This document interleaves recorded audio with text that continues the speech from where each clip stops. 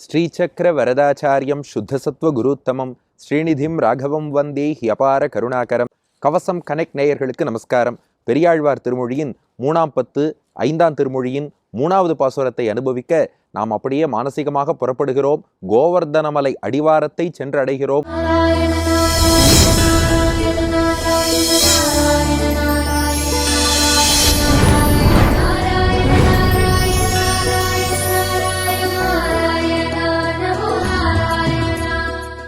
மானசீகமா அந்த மலையை ஒரு பரிக்கிரமா பிரதட்சணமும் வந்துவிட்டோம். பெரியாழ்வார் கோவர்தனம் என்னும் கொற்றக்குடையை என்று சொல்லி மலையை அற்புதமாக வர்ணித்து காட்டி வருகிறார். 2 பாசுரங்கள் அனுபவிச்சிட்டோம். இன்றைய தினம் 3வது பாசுரம். எப்போதும் போல பாட்டின் முதல் பாதியில கண்ணபிரான் எதற்காக கோவர்தன மலையை குடையாக பிடித்தான் அதை வர்ணிக்கிறார் ஆழ்வார். அப்படியே பாட்டின் 2வது பகுதியில் வந்தாச்சுன்னா அந்த கோவர்தன மலையில் நடக்கக்கூடிய ஒரு இயற்கை காட்சியை சொல்லி அதன் மூலம் ஒரு தத்துவத்தையும் உணர்த்துகிறார். இப்போ 3வது பாசுரம் அனுபவிக்க தயாரா? 2 பகுதிகளாக பிரித்து கொள்ளுங்கள். பாட்டின் முதல் பகுதி கண்ணன் ஏன் கோவர்தன மலையை தாங்கி பிடித்தான். 2வது பகுதி அந்த கோவர்தன மலையில் நடக்கக்கூடிய காட்சி, அது உணர்த்தும் தத்துவம் என்ன பார்த்துருவோமா? 3வது பாசுரம். அம்மை தடங்கண் மடவாய்ச்சியரும் ஆனாயரும் ஆனிரையும் அலறி எம்மை சரண் ஏன்றுகொள் என்று இறப்ப இளங்காழிக்கை எந்தை எடுத்த மலை தம்மை சரண் என்ற தம் பாவையரை புனமேகின்ற மானினம் காண்மின் என்று கொம்மை புயக்குன்றர் சிலை குனிக்கும் கோவர்தனம் என்னும் கொற்றக்குடையே. ஒரு சில பாடங்கள்ல எம்மை சரண் என்று சொல்லப்பட்டிருக்கும். ஆனால் பிராச்சீனமா புராதனமா இருக்கக்கூடிய பதிப்புகள், சுவாமி மணவாள மாமுனிகள் வியாக்கியானம், இதிலெல்லாம் சரண் ஏன்றுகொள்னு தான் கொடுக்கப்பட்டிருக்கு. ஏன்னா என்று கொள்ங்கிறதுக்கு அர்த்தம் உண்டு, ஏன்றுங்கிறதுக்கு அர்த்தம் உண்டானா ஏற்றுக்கொள்னு ஒரு வார்த்தை சொல்லுவோம் இல்லையா தமிழில், எங்களை அக்செப்ட் பண்ணிக்கோன்னு. வியாக்கியானத்தில் அந்த இடம் என்ன இருக்குன்னா, எம்மை சரண் ஏன்றுகொள்னா எங்களுக்கெல்லாம் நீ தான் தஞ்சம், எங்களை காப்பவன் என்று சொல்லி எங்களை ஏற்றுக்கொள்னு அவர்கள் பிரார்த்தித்தார்கள்னு இருக்கு. அதனால தான் இதை ஏன்றுகொள் என்று எடுத்துத்தான் மாமுனிகள் வியாக்கியானம் பண்ணியிருக்கார். நாமும் அந்த கோணத்திலேயே சேவிப்போம். அம்மை தடங்கண் மடவாய்ச்சியரும் ஆனாயரும் ஆனிரையும் அலறி எம்மை சரண் ஏன்றுகொள் என்று இறப்ப இளங்காழிக்கை எந்தை எடுத்த மலை தம்மை சரண் என்ற தம்பாவையரை புனமேகின்ற மானினம் காண்மின் என்று கொம்மை புயக்குன்றர் சிலை குனிக்கும் கோவர்தனம் என்னும் கொற்றக்குடையே. இப்போ பாட்டின் முதல் பாதி பார்த்துருவோம். கண்ணன் ஏன் கோவர்தன மலையை தாங்கி பிடித்தான்னா, போன பாட்டில் பார்த்தோம் இல்லையா, இந்திரன் கல்மழை பொழிந்து ஆயர்களை துன்புறுத்தினான். அவள்லாம் எப்படி கஷ்டப்பட்டா அதை வர்ணிப்பது தான் இந்த 3வது பாட்டின் முதல் பகுதி. அம்மை தடங்கண் மடவாய்ச்சியரும், ஆய்ச்சிகள் அதாவது கோபிகைகள், பெண்கள் சொல்கிறோம் இல்லையா, ஆய்ச்சி என்பது பெண்பால், ஆயன் என்பது ஆண்பால். ஆய்ச்சியரும் அந்த கோபிகைகள் எல்லாம் கஷ்டப்படுறா. அவள் எப்படிப்பட்ட கோபிகைகள்? மட ஆய்ச்சியரும். மடனா மடப்பம், பெண்களுக்கு அச்சம், மடம், நாணம், பயிர்ப்புன்னு 4 குணம் சொல்லுவாளே, இதில் மடம்னா பணிவு, பவ்யமாக இருக்கிறதுன்னு அர்த்தம். அந்த கோபிகைகளுக்கெல்லாம் ரொம்ப அடாவடி பண்ணுறதோ கர்வத்தோடு இருப்பதோ பழக்கமே கிடையாது.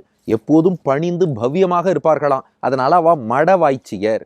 மேலும் அவள் கண் எப்படி இருக்குன்னா தடங்கண் மடவாய்ச்சியர். தடனா விசாலமான அகலமான அர்த்தம். தடங்கண் மடவாய்ச்சியர், விரிந்த கண்கள் கொண்ட பணிவான ஆய்ச்சிகள். இப்போ விரிந்த கண்களை எதுக்கு சொல்லணும்னா, கிருஷ்ண லீலைகளெல்லாம் நிறைய சேவிக்கணும்னு ஆசையான். அதை பார்த்து உத்து பார்த்து அவள் கண்கள் விரிவடைஞ்சிருக்கு. அதனால தடங்கண் மடவாய்ச்சியர். அது மட்டும் இல்லை, அம்மை தடங்கண் மடவாய்ச்சியர். அம் என்றால் அழகியன்னு அர்த்தம். மைனா கண்ணுக்கு இட்டுக்கொள்ளக்கூடிய மை, காஜல்னு இட்டுக்கிறா இல்லையா, இதில் பியூட்டி பாருங்க. மை தடங்கண். இதுக்கு மணவாள மாமுனிகள் வியாக்கியானம் பண்ணுறார். அம்முன்னா கண்ணு ஏற்கனவே அழகாக இருக்குன்னு தான் அர்த்தம். மை ஏற்கனவே அழகாக இருக்கிற கண்ணுக்கு தனியாக மையும் ஏன் இட்டுக்கணும்னா, அவளுக்கு ஒரு ஆசையாம், இந்த மை இட்டுண்டா கிருஷ்ண லீலைகள் இன்னும் கண்ணுக்கு நன்னா தெரியும்னு நினைச்சாலாம். அதனால ஏற்கனவே அழகா இருக்கும் கண்ணுல மை, கொஞ்சம் மையும் இட்டுண்டு இன்னும் உத்து பார்ப்போன்னு தடம் விரிவாக இருக்கக்கூடிய கண் கொண்ட மட வாய்ச்சியர், பவ்யமான அந்த கோபிகைகள். அந்த ஆய்ச்சியரும் ஆனாயரும். ஆனாயர் என்று சொன்னால் கோப்பர்கள், ஆண்கள். பசுமாடுகளை ரட்சிப்பதே தங்கள் பணி என்று வாழக்கூடிய ஆண் ஆயரும், ஆயர்களான கோப்பர்களும் ஆநிரையும், அவர்களுக்கு சொத்தாக இருக்கக்கூடிய பசுக்கள். என்றால் பசு, நிறைனா கூட்டம்னு அர்த்தம். ஆநிரையும் அந்த பசு கூட்டங்களும் அலறி அத்தனை பேரும் அலறுகிறார்களாம். இந்திரன் பொழிந்த கல்மழை அதனால் பாதிக்கப்பட்டு அலறி அத்தனை பேரும் அலறினார்கள், கதறினார்கள், அழுதார்கள். எங்க போவதுன்னு தெரியல. அவளுக்கு ஒரே தஞ்சம் யாரு? கண்ணபிரான். அவனை நாடுகிறார்கள். ஆக அழகான மைத்தீட்டிய விசாலமான கண் கொண்ட கோபிகைகளும் பசுவை ரட்சிப்பதுதான் தங்கள் கடமை என்று வாழக்கூடிய அந்த ஆயர்களும் அவர்களின் சொத்தான பசுமாடுகளும் பசு கூட்டங்களும் அலறிக்கொண்டு எம்மை சரண் ஏன்றுகொள் என்று இறப்ப கிருஷ்ணன்ட்ட ஓடி என்ன பிரார்த்தித்தாளாம்? நாம இருந்தால் வேற மாதிரி பிரார்த்திப்போம். ஏன் கிருஷ்ணா, கொஞ்சமாவது நீ யோசிக்க வேண்டாம். நாங்கள் வருஷம் இந்திரனுக்கு விழா எடுத்தோம், எல்லாம் ஸ்மூத்தாக தான் போச்சு. நீ திடீர்னு குறுக்க வந்த, இந்திரனுக்கெல்லாம் விழா எடுக்க வேண்டாம், கோவர்தன மலைக்கு விழா எடுங்கோன்னு இப்படி எல்லாத்தையும் கழிச்சு விட்டுட்டியே, பெரிய சிக்கலில் மாட்டி விட்டுட்டியே. சண்டைக்கு போவோம் இல்லையா? ஆனால் அந்த ஆயர்களுக்கும் ஆய்ச்சிகளுக்கும் அந்த பசுமாடுகளுக்கும் கண்ணன் மீது எவ்வளோ நம்பிக்கை பக்தி பாருங்கோ. பகவான் என்ன சொன்னானோ அதுபடி நாங்கள் செய்வோம். ஒரு கஷ்டம் வந்தாலும் திரும்ப அவன் காலில் தான் விழுவோம். அந்த உறுதியும் பக்தியும் நம்பிக்கையும் அவள்கிட்ட இருக்கு. அதனால எந்த கண்ணன் இந்திரனுக்கு பூஜை பண்ணாதீங்கோன்னு சொல்லி கோவர்தன மலைக்கு பண்ண வச்சானோ அதே கண்ணன்ட்ட எம்மை, உன்னையே நம்பி இருக்கக்கூடிய எம்மை, உன்னை விட்டா எங்களுக்கு வேற கதியே கிடையாது, அப்படிப்பட்ட எம்மை சரண் ஏன்றுகொள் என்று இறப்ப. இந்த இடத்துல மாமுனிகள் ரொம்ப அழகாக வியாக்கியானம் பண்ணியிருக்கார். இந்த இடத்துல சரண் அப்படின்னா ரக்ஷகன், காப்பாளன் அர்த்தம். எம்மை அதாவது எங்களுக்கு சரண், நீதான் காப்பாளன் என்று, ஏன்றுகொள்னா ஏற்றுக்கொள்னு அர்த்தம். நாங்கள்லாம் உன்னால் காக்கப்பட வேண்டியவர்கள், நீதான் எங்களுக்கு சரண் தஞ்சம், இதை ஏற்றுக்கொள், நீ எங்களை ஏற்று அங்கீகரித்து காப்பாற்ற வேண்டும்னு வேண்டினார்களாம். ஏன்னா இதுல எம்மை சரண் என்றுகொள் என்று சொல்வதை விட எது சுவாரஸ்யம்னா எம்மை சரண் ஏன்றுகொள், நீ ஏத்துக்கணும். ஏன்னா நாம எதிர்பார்க்கிற ஒரே விஷயம் என்ன? பகவான் நம்மளை அங்கீகரிச்சுட்டான்னா இவன் நம்மாழ்ப்பா, நான் உன்னை காப்பாத்துறேன், அப்படி ஏற்றுக்கொண்டு விட்டால் நாம் அப்புறம் எதை பற்றியும் கவலைப்பட வேண்டாமே. அதனால எம்மை, எங்கள் அத்தனை பேருக்கும் சரண், தஞ்சமாக இருப்பவன், காப்பாளன் என்பவன் நீதான் என்பதை ஏன்றுகொள், நீ ஏற்றுக்கொள் என்று இறப்ப. இறத்தல்னா யாச்சகம் கேட்டல்னு அர்த்தம். கைகளை விரித்து கொண்டு வேறு கதியே இல்லை என்று காப்பாற்று என்று இறந்து வேண்டினார்கள், யாசித்தார்கள். இப்படி அடியார்கள் பணிந்தால் பகவான் காப்பாத்தாம சும்மாவா இருப்பான்? உடனே என்ன பண்ணானா, இலங்காழிக்கை எந்தை எடுத்த மலை. உடனே கிருஷ்ணன் அந்த கோவர்தன மலையை தாங்கி பிடிச்சிட்டான். கண்ணனை பாருங்க, ஒவ்வொரு பாட்டிலையும் ஒவ்வொரு மாதிரி குறிப்பிடுறார் பெரியாழ்வார். அதுக்குள்ள ஒரு நுட்பமும் இருக்கு. போன பாட்டில் மதுசூதனன்னு பார்த்தோம். இந்த பாட்டில் பாருங்க, இலங்காழிக்கை எந்தையினர். தமிழ்ல எந்தைனா என்னுடைய தந்தைன்னு அர்த்தம். இந்த இடத்துல தந்தைனா தகப்பனார், ஃபாதர்னு அர்த்தம் இல்லை, பேருதவி புரிபவன், அனைத்து விதமான உறவாகவும் இருப்பவன் அர்த்தம். இங்க தந்தைன்னு சொன்னது ஒரு ஆகு பெயர் உபலட்சணம். இது போல எல்லா உறவாகவும் இருப்பான், எல்லா விதமான உபகாரமும் பண்றான். ஏன்னா ஒரு அப்பாங்கிறவர் தான் பையனை உருவாக்கி ஆளாக்கி அவனுக்கு அறிவூட்டி அவனை ஒரு நல்லா செட்டில் பண்ணி வாழ்க்கையில ஒரு நன்னிலைக்கு கொண்டு வருவார். அது போல அந்த ஸ்தானத்திலிருந்து எல்லா உதவியும் செய்பவன்கிற அர்த்தத்துல புரிஞ்சுக்கணும். அந்த எந்தையாகிய கண்ணன் எப்படிப்பட்டவன்னா, இலங்கு ஆழிக்கை எந்தை. இலங்குனா ஒளி வீசக்கூடிய, ஆழினா சக்கரத்தாழ்வார்.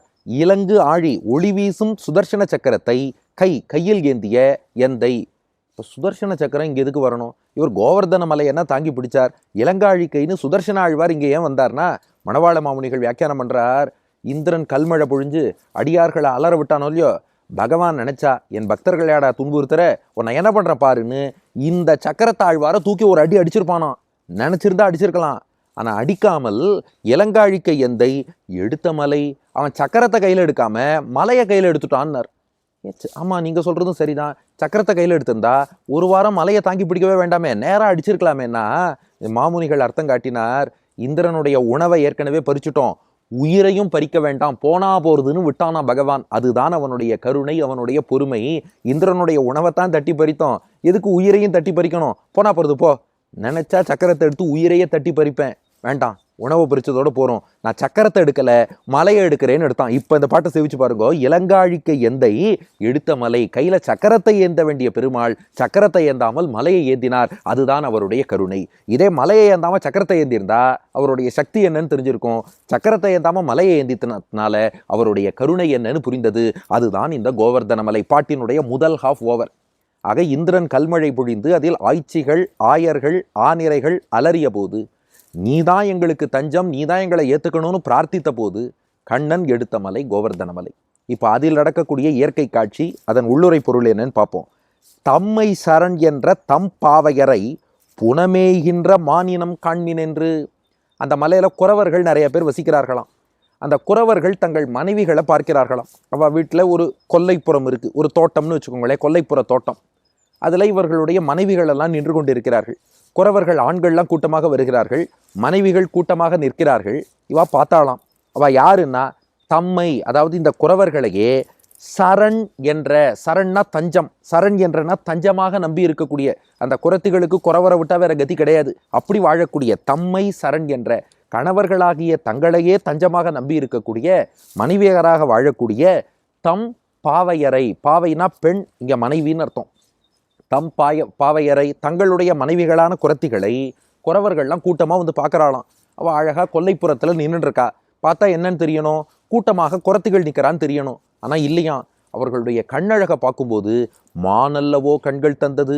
ஆகா, கண்ணை பார்த்தா மான் மாதிரியே இருக்கே, அதனால இந்த பெண்களை என்ன தப்பா நினைச்சுட்டாலாம், கண்ணழகை வச்சு இவர்கள்லாம் மான்கள்னு தப்பா புரிஞ்சுண்டு நம்ம தோட்டத்தை மேயறதுக்காக மான்கள் வந்திருக்கு, வில்ல எடு, அம்பு எடு, அம்பு போட்டு இந்த மானை விரட்டுவோன்னு புனமேய்கின்ற மானினம் காண்மின் என்று, புனம்னா கொல்லை தோட்டம்னு அர்த்தம், புனம் மேய்கின்ற நம்ம கொல்லையை மேய வந்த மான் இனம் காண்மின் என்று, மான் இனம்னா மான் கூட்டம், காண்மின் ஏய் பாருங்கடா மான்கள் கூட்டமாக வந்து நம்ம கொல்லையை மேய்ஞ்சின்னு இருக்கு, அது மானும் இல்லை கொல்லையை மேயவும் இல்லை, இவளுடைய மனைவிகள் தான் நின்றுருக்கா.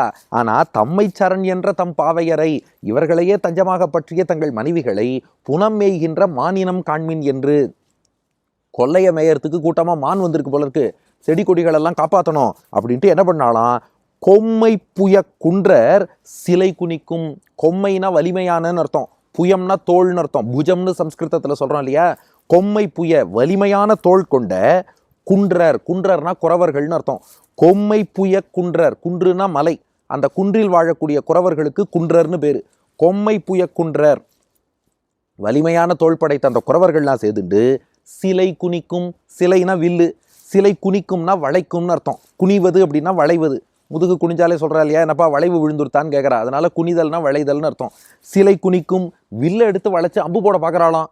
இந்த காட்சி நடைபெறுவது தான் கோவர்தனம் என்னும் கொற்றக்குடையே. இந்த காட்சி ஒத்துக்க முடியலையப்பா, என்னது இது, குறவர்களுடைய மனைவிகள் பாவம் குறத்திகள், அவள் ஏதோ சோலையில் விளையாடின்னு இருக்கா, அதை பார்த்துட்டு சோலையை மேயறதுக்கு மான் வந்துருத்துன்னு சொல்லி வில்ல வளைச்சு அம்பு போட பார்த்தான்னு சொல்லி உபன்யாசம் பண்ணுறியன்னா, இதுக்கும் உள்ளுரை பொருள் இருக்குது. அது என்ன உள்ளுரை பொருள் அப்படின்னா, அந்த பெண்கள் குறத்திகள் இருக்கிறார்களே அவர்கள் தான் சிஷ்யர்களாம், இந்த ஆண் குறவர்கள் இருக்கிறார்களே அவர்கள் தான் ஆச்சாரியர்களாம். மான் அந்த சோலையை மேய்வது போல இந்த சிஷ்யர்கள் என்ன பண்ணுவானா, அப்பப்போ உலகியல் விஷயத்தை மேயறேன்னு போயிடுவானோ. ஏன்னா நம்ம என்னத்தான் ஆச்சாரியன் நமக்கு உபதேசம் எல்லாம் பண்ணாலும் கூட அப்பப்போ நம்ம புத்தி என்ன பண்ணணும், ஆக இது என்ன இருக்கே, இதை அனுபவிக்கலாமே, கொஞ்சம் பகவான்டேது டிவியேட் ஆகி உலகியல் விஷயத்தை நோக்கி போயிட்டே இருக்கான். அப்போது குறத்திகள் சோலையில் விளையாடுவது மான் சோலையை மேய்வது போல இருக்கு, அதுபோல தான் ஜீவாத்மா அற்பமான விஷயங்களை நோக்கி மான் கண்டதை மேய்வது போல போகிறான். இதை பார்த்ததும் குறவர்கள் என்ன பண்ணா, வில்ல வளைச்சா இல்லையா, வில்ல வளைச்சு அம்பு போட்டா. அதுபோல ஆச்சாரியன் என்ன பண்றாராம், நம்ம சம்பிரதாயத்துல பிரணவம் ஓம்காரத்தை தான் வில் என்று சொல்வார்கள், பிரணவோ தனுகு என்று சொல்வார்கள். இப்போ ஆச்சாரியன் என்ன பண்றாராம், ஓம்காரமாகிய பிரணவத்தை எடுக்கிறாராம், அதுதான் வில். அதை வளைச்சு அந்த ஓம்காரத்தின் அர்த்தத்தை அம்பு போல சிஷ்யன் மனசுல பாய்ச்சுகிறாராம். அது என்ன அர்த்தம், ஓம்காரத்தை ஆ உ மா என்று பிரிப்பார்கள்.